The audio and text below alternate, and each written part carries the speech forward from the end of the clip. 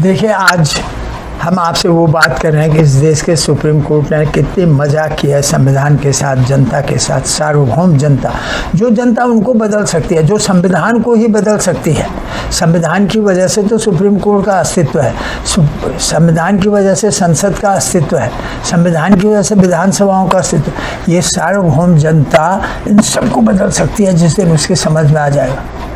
और वो कैसा हमको संविधान चाहिए, वो हमारा आखिरी वार्तालाप होगी।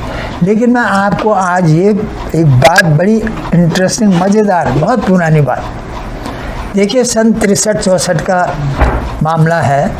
उत्तर प्रदेश में एक आदमी थे गोरखपुर के, शायद मनी राम था, मुझे जहाँ तक याद आ रहा है। उन्होंने उत्तर प्रदेश विधानसभा की किसी बात पर कोई टिप्पणी कर दी थी, कोई आलोचना कर दी थी। गोरखपुर के जर्नलिस्ट थे वो भी।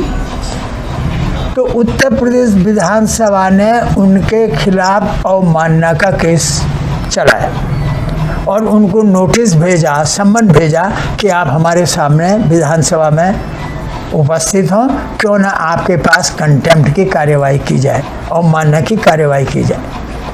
मनी राम जी, जहाँ तक मुझे याद, वो महाशय लखनऊ बेंच में, हाई कोर्ट की लखनऊ बेंच में चले गए विधानसभा के। आज शायद इलाहाबाद हाई कोर्ट में 150 जज हैं, उस समय 28 जज थे टोटल, और लखनऊ बेंच में शायद 5 थे, 5 से ज़्यादा तो नहीं थे, या 3 थे, पर 5 से ज़्यादा नहीं थे, मुझे याद है। तो लखनऊ बेंच के 2 जजों ने स्टे कर दिया, माने मनी राम जी की, उन जर्नलिस्ट महोदय की याचिका को इस पर सुनवाई की और विधानसभा के एक्शन को स्टे कर दिया। क्या हुआ कि विधानसभा ने, क्योंकि पुलिस तो सरकार के पास है भाई, सब कुछ तो पावर तो सरकार के पास, जजों के पास है क्या? अगर सरकार मना कर दे तो ये पुलिस भी नहीं बुला सकते। तो क्या हुआ, उन्होंने, विधानसभा ने पुलिस वालों को कहा जजों को अरेस्ट करो, हाई कोर्ट के जजों, दोनों जजों को अरेस्ट करो। और जब ये बात फैली तो 2 के 2 जज भाग करके इलाहाबाद गए। पूरे लखनऊ बेंच में जो दूसरे भी जज थे सब गए, 28 के 28 जज बैठे और एक हुए, और उन्होंने भी अपनी कार्यवाही करने की बात की। लेकिन ये मामला इतना बड़ा पेचीदा और भयंकर हो गया था कि जब न्यायपालिका और विधायिका लड़ गई तो उस समय भारत, नेहरू जी प्रधानमंत्री थे, भारत के राष्ट्रपति को उन्होंने ये एडवाइस किया कि आप सुप्रीम कोर्ट की ओपिनियन लीजिए, धारा 141 में सुप्रीम कोर्ट से इसको डिसाइड करवाए तुरंत। तो भारत के राष्ट्रपति ने धारा 141 के अंदर ये मैटर रेफर किया सुप्रीम कोर्ट को कि भाई ये झगड़ा कौन है, सुप्रीम कौन क्या कर सकता है, कौन किसके उसमें दखल कर सकता है, ये जुडिशरी के अंडर में है विधानसभा या विधानसभा के अंडर में है वो, ये सब अलग हैं, तो कैसे हैं अलग और कैसे चल निपटेगा ये मामला। तब सुप्रीम कोर्ट ने वो मामला डिसाइड किया। आप देखिए, जज लोगों ने जुडिशरी इंग्लैंड से लाई वकील, इंग्लैंड से, क्यों, इनकी बुद्धि में तो वही है पुराना कानून, वो अंग्रेज जानते हैं सब कुछ, अंग्रेज़ों के पास सारी ट्रेजरी है, ट्रेजरर वही हैं। लेकिन विधानसभा, महाराष्ट्र के, जो बॉम्बे कहा जाता था, वहाँ के एडवोकेट जनरल थे सीर भाई, उन्होंने सीर भाई को बुलाया।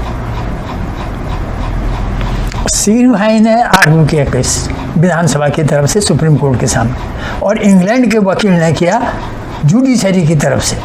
इनकी मेंटेलिटी देखिए, ये इनकी मेंटेलिटी दिखाता है सुप्रीम कोर्ट के समक्ष। और आखिर में सुप्रीम कोर्ट ने ये दिया कि दोनों अपने अपने क्षेत्रों में सुप्रीम है। संविधान के अनुसार विधानसभा के कामों में न्यायपालिका दखल नहीं कर सकती है, न्यायपालिका के कामों में विधानसभा दखल नहीं कर सकती है। लेकिन एक बात उन्होंने ज़रूर कही थी कि अगर सिटीजन न्यायपालिका के समक्ष जाएंगी, चाहे वो उसमें दम है या नहीं वो बाद में डिसाइड होगा, लेकिन अगर सिटीजन न्यायपालिका से न्याय की गुहार करते हैं तो न्यायपालिका उस पर सुनवाई कर सकती है।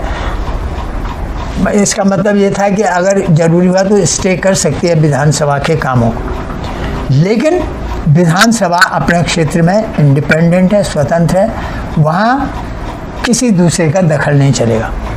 इसके विपरीत क्या हुआ? इसके विपरीत आप देखिए क्या एक्शन हुए।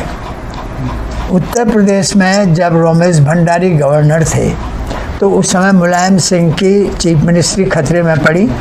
एक झंझट हो गया, ये सन 96-95 की बात है। तो उस समय जब ये विवाद हो रहा था कौन चीफ मिनिस्टर, तो एक श्रीमान जगदम्बिका पाल जी जो आजकल बीजेपी में, वो लगभग सभी राष्ट्रीय पार्टियों में रहे हैं और पिछले 30-35 साल से एमएलए एमपी हैं। पहले कांग्रेस में थे, फिर बसपा में आए, फिर सपा में आए, फिर अब बीजेपी में आ गए। वो भी एक उम्मीदवार थे। हमारे सुप्रीम कोर्ट के जजों ने उनको, जो कि न तो चीफ मिनिस्टर हुए न अभी कोई इलेक्शन हो रहा था, उनको स्पीकर के साथ में डाइस पर बैठा दिया। माने ये तौहीन की एक सीमा होती है, विधानसभा की तौहीन, संसद संविधान की तौहीन। उन्होंने जगदम्बिका पाल जी को पर्सोना नॉन ग्रेटा, उनको स्पीकर के समकक्ष बैठा दिया चेयर में, क्योंकि वो चीफ मिनिस्टर के कैंडिडेट थे। जब तक चीफ मिनिस्टर भी वहाँ पे नहीं बैठ सकता, स्पीकर की कुर्सी के बगल में जब तक कि कोई दूसरा फंक्शन न हो, विधानसभा में कोई दूसरा आदमी वहाँ पर बैठ नहीं सकता है। जो लोग ऑथराइज्ड हैं विधानसभा द्वारा, जो कि उनके अधिष्ठाता होते हैं या डिप्टी स्पीकर, वो ही बैठ सकते हैं। कोई दूसरा पर्सोना नॉन ग्रेटा नहीं, चाहे वो गवर्नर का उम्मीदवार हो, चाहे मुख्यमंत्री का उम्मीदवार, इन्होंने उसको बैठा दिया। जबकि ये निर्णय हो गया कि विधानसभा का स्पीकर, विधानसभा अपने क्षेत्र में डिक्टेटर है, तानाशाह है, उनके अधिकार क्षेत्र में कोई दखल नहीं कर सकता। यही नहीं, जब उत्तराखंड में 11 कांग्रेसी बीजेपी में आए थे आज से 4-5-6 साल पहले, उस समय जब ये विधानसभा के स्पीकर ने वोटिंग की बात की थी, तो उत्तराखंड के हाई कोर्ट ने कहा कि हमारा अफसर आएगा, हमारा रजिस्ट्रार इलेक्शन ऑफिसर बनेगा, या जिसको कहते हैं इलेक्शन ऑफिसर कहते हैं कभी कभी, जो काउंटिंग करेगा, इलेक्शन करवाएगा, हमारा ऑफिसर कराएगा, स्पीकर नहीं। अब आप बताइए, speaker is the highest authority under Vidhansabha के अंदर, स्पीकर सबसे बड़ी अथॉरिटी। स्पीकर का आदेश नहीं चला और हाई कोर्ट ने ऑर्डर कर दिया कि हमारा आदमी जा कर के करेगा इलेक्शन और काउंटिंग। आप समझ रहे हैं? जबकि ये निर्णय हो चुका था कि विधानसभा अपने में स्वतंत्र है, उसमें कोई दखलंदाजी नहीं कर सकता, और विधानसभा का सबसे बड़ा ऑफिसर है स्पीकर। स्पीकर का रूल चलेगा, वहाँ किसी दूसरे का नहीं चल सकता है।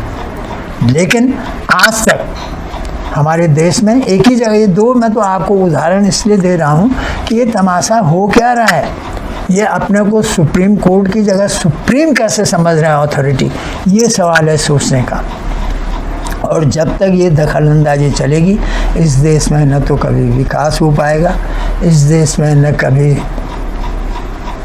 शांति हो पाएगी, न अनुशासन। आज कानून की जितनी तौहीन है, आज ये बात सच्ची साबित हो रही है कि योगी जी का बुलडोजर ज़्यादा काम कर रहा है, उससे ज़्यादा डिसिप्लिन बना हुआ है, उससे ज़्यादा कानून के रिस्पेक्ट हो रही है, इज्जत हो रही है, बजाय कि सुप्रीम कोर्ट के जो रिफॉर्मिस्ट पॉलिसी इनकी है, आदमी को छोड़ दो, लीनियंसी कर दो, बेल दे दो, एंटिसिपेटरी बेल दो, फांसी नहीं दो, ये है। उससे जो कानून और व्यवस्था की तौहीन हुई है, उससे संविधान की जो तौहीन हुई है, जिससे अराजकता, कियोस, एनार्की पैदा हुई देश में, उससे बेहतर है बुलडोजर, पुलिस का एक्शन। उससे तो कम से कम शांति व्यवस्था हो जाती है जब पुलिस करती है।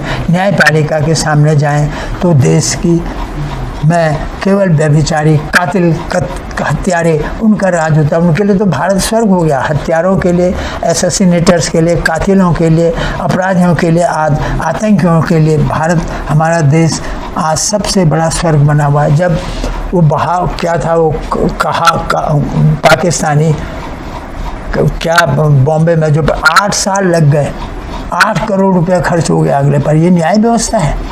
पाकिस्तान मार देता है दूसरे दिन, और हमारे यहाँ 8 साल लग गए, 8 करोड़ रुपया खर्च हो गया। तुम किसका न्याय कर रहे हो? ये न्याय है?